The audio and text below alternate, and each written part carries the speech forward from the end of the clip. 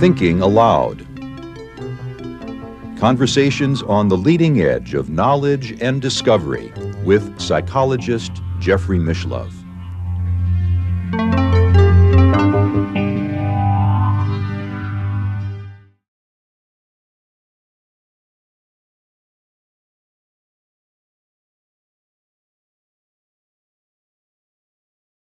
Humans and canines have had a long, intimate relationship going well back before recorded history. Oh yeah, I mean, the first domesticated animal, and in fact, something that has been discussed is that dogs and wolves, as well as humans, are one of the few mammals, at least, that I'm aware of, that we have different colors in our eyes so that you can tell which way you're looking. Same is true of dogs. And it's been suggested that that's something that happened in our coevolution that allowed us to get along that much better with dogs because we could tell which way they were looking. It's much harder to do that with animals that don't have differentiated parts of their eye.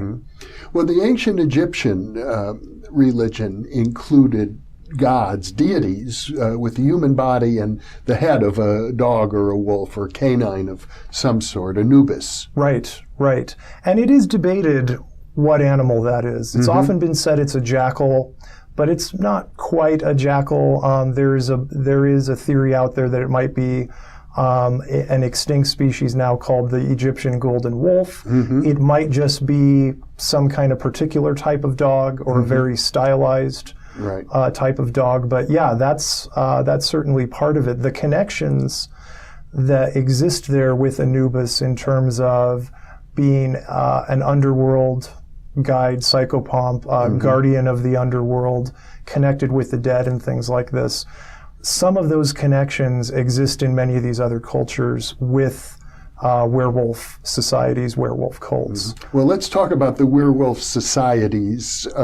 Obviously, well, it may not be obvious to all of our viewers, but I'm going to presume that for the most part, we are not talking about the literal physical transfiguration of a human being into another animal species. No, that happens in later stories. But that having been said, our earliest story of a werewolf is the Epic of Gilgamesh. Oh. And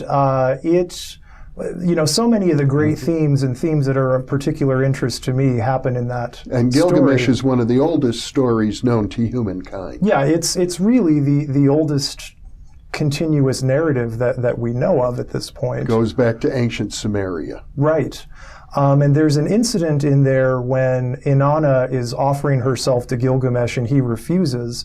And she says, oh, you know the story of that shepherd that I offered myself to, and he refused me, and I turned him into a wolf, and he was chased and eaten by his own dogs.